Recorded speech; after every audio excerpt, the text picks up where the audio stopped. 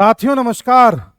साथियों, आपने George Soros का नाम तो सुना ही होगा, फोटो भी आपने देखी होगी। इनको एक पुरस्कार मिला है और यह पुरस्कार है अमेरिका का सर्वोच्च नागरिक पुरस्कार। जी, आप देखना चाहें तो देख सकते हैं। George Soros is awarded the presidential medal of freedom. ये नाम है यूएसए के हाईएस्ट सिविलियन अवार्ड का, प्रेसिडेंशियल मेडल ऑफ फ्रीडम। ये कल कई लोगों को दिया गया, जिसमें न सिर्फ जॉर्ज सोरोस शामिल हैं बल्कि क्लिंटन भी शामिल हैं और न जाने ऐसे कितने लोग शामिल हैं जो डेमोक्रेट्स की विचारधारा को आगे बढ़ाते हैं।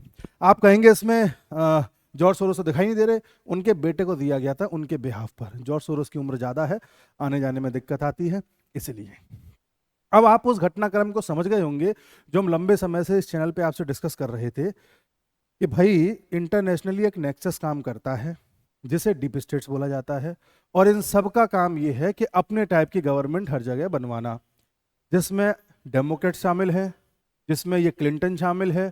अभी कुछ दिन पहले मैंने एक वीडियो बनाया था और बताया था कि किस तरह से बिल क्लिंटन ने अमेरिका में बुलवा के जो मोहम्मद यूनुस है बांग्लादेश का, इसका सम्मान किया। और मोहम्मद यूनुस ने किस तरह से ये बात सबके सामने कबूली थी कि बगल में खड़ा हुआ महफूज आलम ये वही लड़का है जिसने बांग्लादेश में तख्ता पलट कराने में मदद करी। बांग्लादेश में जो कुछ भी किया उसकी एक प्लानिंग हमने करी थी लंबे समय से, वो प्लानिंग इस महफूज आलम ने करी थी, ऐसा मोहम्मद यूनुस ने कहा था। और वहां से ये बात साफ साफ निकल के आ गई थी कि डेमोक्रेट्स यानी कि बिल क्लिंटन वगैरह ये सब मिलकर के चाहते थे कि बांग्लादेश में ऐसा हो। और बांग्लादेश में जो आंदोलन कराया गया वो एक जानबूझ के सोची समझी की गई साजिश थी। अब जब बांग्लादेश में ये लोग ऐसा कर सकते हैं, वही लोग वहां पे शामिल थे, क्लिंटन वगैरह, वही लोगों को अवार्ड दिया जा रहा है उसी पार्टी के द्वारा जिस पार्टी के ये लोग हैं, तो जाहिर सी बात है कि इनका फेवरेट तो सोरोस भी होगा। और सोरोस को भी अवार्ड दिया गया। इस अवार्ड के मिलने के बाद दुनिया भर में अलग अलग तरह की प्रतिक्रियाएं हुई। कुछ लोगों ने इस चीज का मजाक उड़ाया कि भाई उस व्यक्ति को पुरस्कार दिया जा रहा है जिसने कई सारी नेशंस को बर्बाद करने में योगदान दिया है। एलोन मस्क ने भी बोला है कि भाई इसको जो अवार्ड दिया गया है, मेडल ऑफ फ्रीडम जो दिए गए हैं सोरोस को, ये एक मजाक है और कुछ नहीं है। एलोन मस्क ने भी ये बात कही है और तमाम तरह की प्रतिक्रियाएं इसको लेकर के आ रही हैं। अब सोरोस कौन है? आप में से कई लोग जानते होंगे, अगर नहीं जानते तो मैं बता देता हूँ ये व्यक्ति कौन है। ये एक बिलियनर है जो हंगरी में, यूरोप में पैदा हुआ था, फिर यूएस में चला गया। इसके पास दो दो देशों की नागरिकताएं हैं और इसका शौक है कि दुनिया में अपने टाइप की गवर्नमेंट बिठाना। और इसने कुछ दिन पहले ये खुद ऐलान किया था कि मैं $1 बिलियन का फंड रेज करूंगा जिससे कि दुनिया भर की नेशनलिस्ट गवर्नमेंटों को गिराया जा सके या उन्हें सत्ता में ना आने दिया जाए। इसकी शुरुआत मैं नरेंद्र मोदी से करूंगा, इन्होंने खुद बोला था। हमने कई वीडियोस में लिंक के साथ पूरी खबरें भी आपको दिखाई है। अब ये लोग क्या चाहते हैं, किस तरह की गवर्नमेंट लाना चाहते हैं, क्या इनके पीछे पूरा नेक्सस काम करता है, वो आप इस बात से पता लगा सकते हैं कि इस बार जो यूएस में इलेक्शन हुए थे जिसमें कमला हैरिस एक तरफ से लड़ रही थी, एक तरफ से डोनाल्ड ट्रंप लड़ रहे थे, तो ट्रंप को तो खुलेआम इलॉन मस्क समर्थन दे रहे थे, फंड दे रहे थे, सब कुछ कर रहे थे। लेकिन हैरिस को फंड देने वाले बहुत लोग थे, जिनमें से जो टॉप फंड देने वाले लोग हैं मैं उनके नाम बताता हूं। एक है फ्यूचर फॉरवर्ड यूएसए एक्शन, ये एक जो है एनजीओ है। फिर मेजोरिटी फॉरवर्ड करके एक एनजीओ है, इसने भी कुछ फंड दिया। फिर एक है फंड फॉर पॉलिसी रिफॉर्म्स, ये जॉर्ज सोरोस से जुड़ा हुआ फंड है और जॉर्ज सोरोस की तरफ से कमला हैरिस के कैंपेन में लगभग $60 मिलियन का सपोर्ट दिया गया था। उसके बाद ब्लूमबर्ग को देखें तो ब्लूमबर्ग ने भी लगभग $50 मिलियन का जो फंड है हैरिस के कैंपेन में लगाया था। ये तो कुछ चुनिंदा नाम है, ऐसे न जाने कितने लोग हैं जिन्होंने कमला हैरिस को जिताने के लिए या डेमोक्रेट्स को जिताने के लिए अपना फंड दिया था। अब आप कहेंगे ये ब्लूमबर्ग का नाम तो कहीं सुना सुना सा लग रहा है। ये ब्लूमबर्ग वही एजेंसी है, वही आउटलेट है जो समय समय पर भारत के बारे में उल्टी सीधी खबरें छापती रहती है। कुछ दिन पहले भी इसने खबर छापी थी जिसमें बताया था कि भारत अपनी ग्रोथ के साथ सेक्रीफाइस कर रहा है, भारत को अपने कुछ कदम बदलने चाहिए, ऐसे तो भारत की अर्थव्यवस्था बिगड़ जाएगी। इस तरह की जो अर्थव्यवस्था को लेकर के खबरें देना, समय समय पर अडानी को लेकर के खबरें देना, ये सारे काम यही सब लोग मिलकर के करते हैं। और इन सब लोगों का इस बार उद्देश्य यही था कि यूएसए में कमला हैरिस को लाया जाए या डेमोक्रेट्स को लाया जाए। और यही वो लोग हैं जिनकी मदद से यूके में लेफ्टिस्ट सरकार आई है, यही वो लोग हैं जिनकी वजह से फ्रांस के पार्लियामेंट में भी लेफ्टिस्ट सरकार आई है, और यही वो लोग हैं जिन्होंने पूरी ताकत लगा दी थी कि भारत में इस साल नरेंद्र मोदी चुनाव न जीत पाए। इसलिए आपने देखा होगा जब चुनाव थे इस साल लोकसभा के, तो लोकसभा के चुनावों से कुछ महीने पहले एक लड़का जो जर्मनी में बैठा हुआ यूट्यूब पर वीडियोस बनाता था, और कभी डिक्टेटरशिप को लेकर के वीडियो बनाना, कभी मोदी को सबसे बड़ा हिटलर सिद्ध कर देना, तमाम तरह की बातें आपके सामने आई थी।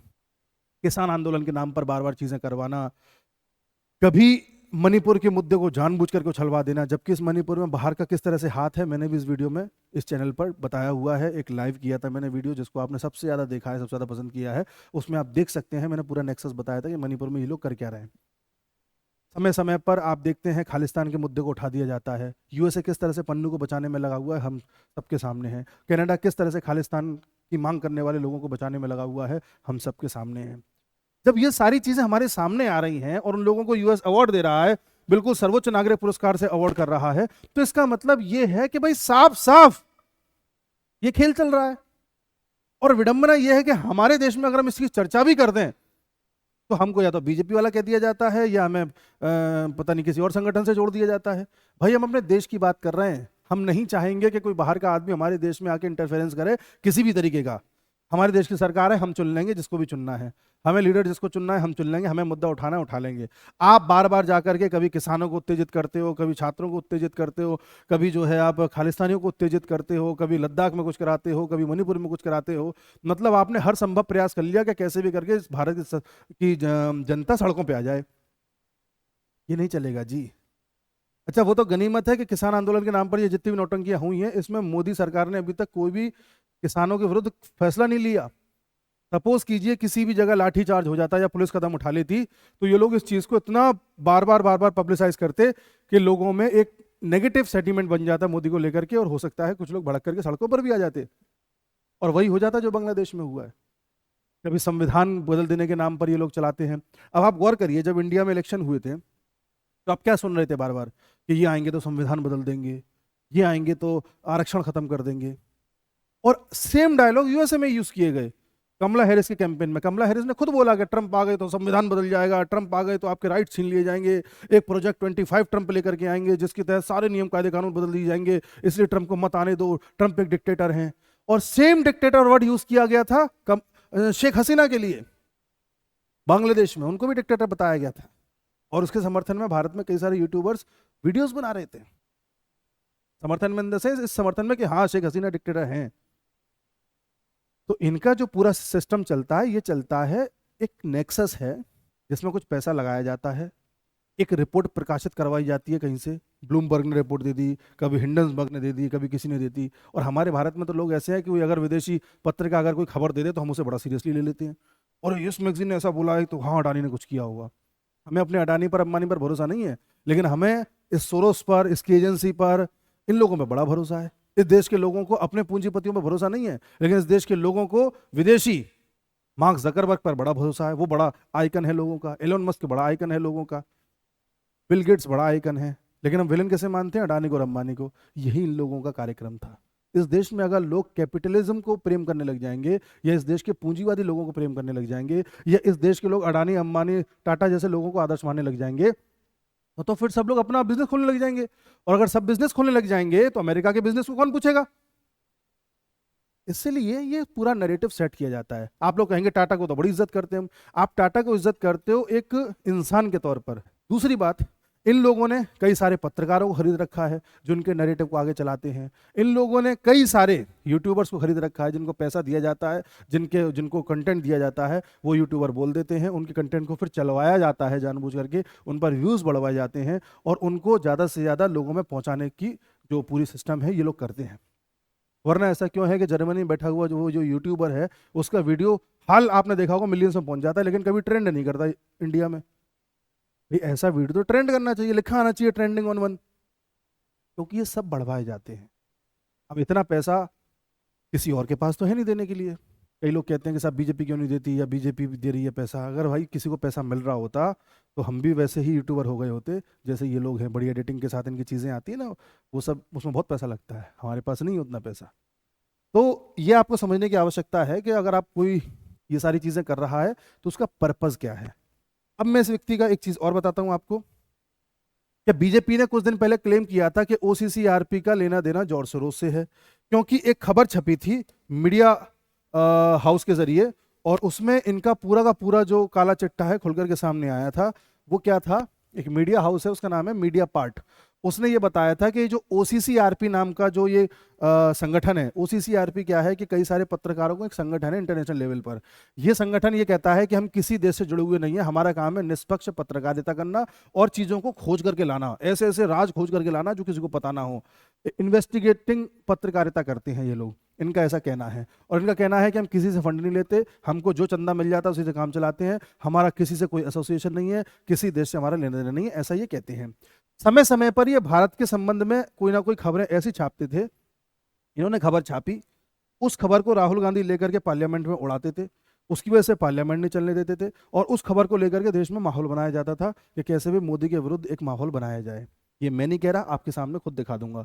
और ये खबर जानबूझ के तब पेश की जाती थी जब हमारे देश में या तो कोई संसद का सत्र स्टार्ट होना होता था, या चुनाव आने होते थे, या कोई ऐसी बड़ी घटना होनी होती थी जिससे मोदी की प्रोडक्टिविटी को असर किया जा सके। आपने जितनी भी खबरें अभी तक सुनी जो झूठी खबरें थी, जैसे रफाल में घोटाला कर दिया, चौकीदार चोर है, फिर आया था कि पेगासस वायरस जो है मोबाइलों में डाल दिया है सरकार ने, सबके मोबाइलों को देख रही है, बड़े बड़े नेताओं की और पत्रकारों के मोबाइलों को। राहुल गांधी ने कहा था कि मेरे मोबाइल में भी डाला है।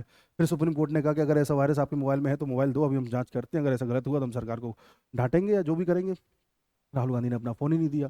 बाद में पाया गया था कि खबर झूठी थी।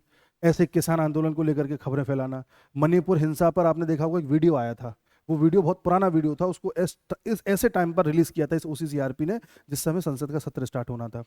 उसी प्रकार अडानी की बार बार खबरें आती हैं जो बाद में सिद्ध हो जाती है कि झूठी हैं। अडानी को लेकर के अफवाहें उड़ाना, वो ओसीसी आरपी उड़ाता है। किसान आंदोलन को लेकर के चीज़ें उठाना, वो ये उठाता है। और इन चीज़ों को राहुल गांधी इस देश में चलाते हैं और मुद्दा बनाते हैं, और बाद में पता चलता है उनका कोई मुद्दा था ही नहीं। अब ओसीसीआरपी की मैं चर्चा क्यों कर रहा हूं, क्योंकि ओसीसीआरपी अपने आप को निष्पक्ष कहता है, और ये फंडिंग लेता है सबसे ज्यादा यूएसए से, और जॉर्ज सोरोस से भी फंडिंग लेता है। जब इस पर इन्वेस्टिगेशन हुआ तो ये पता चला, और इन्वेस्टिगेशन किया था मीडिया पार्ट ने। अब आप देखिए, मैं आपको इसकी फंडिंग का पूरा सिस्टम दिखाता हूं। देखिए, ये फंडिंग सोर्सेज हैं।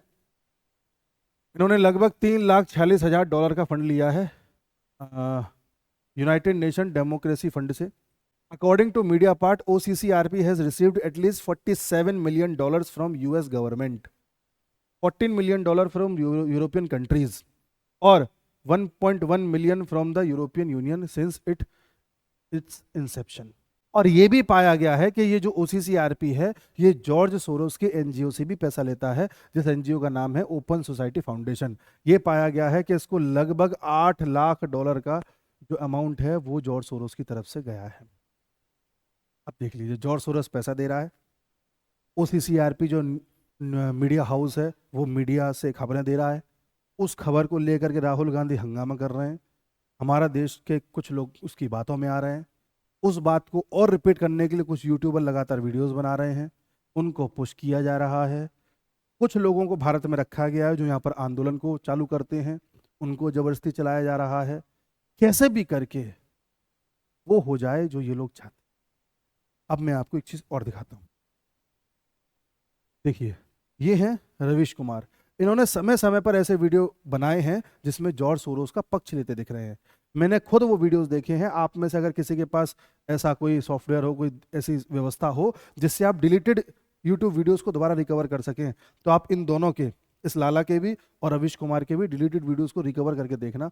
हो जाता है कोई ऐसा सॉफ्टवेयर है तो उसके माध्यम से आपको पता चल जाएगा कि इन्होंने सोरोस को लेकर के कितने पॉजिटिव वीडियो बनाए हुए थे, कितना पक्ष लेते हुए ये लोग बात कर रहे थे, और फिर बाद में धीरे से डिलीट कर दिया था। इस लड़के ने खुलेआम सोरोस का और न जाने ऐसे कितने लोगों का पक्ष लिया है जो इस तरह की बातें करते हैं। हर्ष मंडर का लिया है जो इस तरह की गतिविधियों में शामिल है, भारत का पूर्व IAS है। तो अब देख लीजिए भारत में इनके एजेंडास को कौन चला रहा है। और जॉर्ज सोरोस से 2009 में किस तरह से शशि थरूर की मुलाकात हुई थी वो भी किसी से छुपी नहीं है, वो भी अभी चर्चा में थी, तो उसके बारे में भी हम जानते हैं। तो ये सब चल रहा है देश दुनिया में। और माहौल किस तरह से बनाया जाता है, माहौल बनाया जाता है कि आप इस चीज की चर्चा मत करो, बस हम चर्चा कर देंगे दिक्कत हो जाएगी। हमने चर्चा कर दिया तो हम कम्युनल दिख जाएंगे, हम हिंदू मुसलमान कर रहे हैं, हम बीजेपी के एजेंट हैं, हम ज़्यादा ही जो है पॉलिटिकल हो रहे हैं, इस तरह के लोग हम पे इल्ज़ाम लगाते हैं। लेकिन अब दुनिया इस चीज़ों को करके फिर इन लोगों को सम्मानित करती है और हम देखते रह जाते हैं, तब कष्ट होता है। कई ऐसे यूट्यूबर्स होंगे जो इस विषय पे आज वीडियो बनाएंगे ही नहीं, आप देख लेना। लेकिन हमारा काम है कि पूरी तरह से एनालिसिस करना और आपको सभी डॉट्स जोड़ करके सच्चाई तक पहुंचाना, जिससे कि आप खुद जान पाएं कि ये जियो पॉलिटिक्स चलती कैसे है। जियो पॉलिटिक्स नाम में ही पॉलिटिक्स है। यहां पर जो खबर दिख रही है उस खबर के पीछे बहुत कुछ होता है। वो बहुत कुछ क्या है वो हमें पता होना चाहिए, क्योंकि देश जरूरी है। नमस्कार।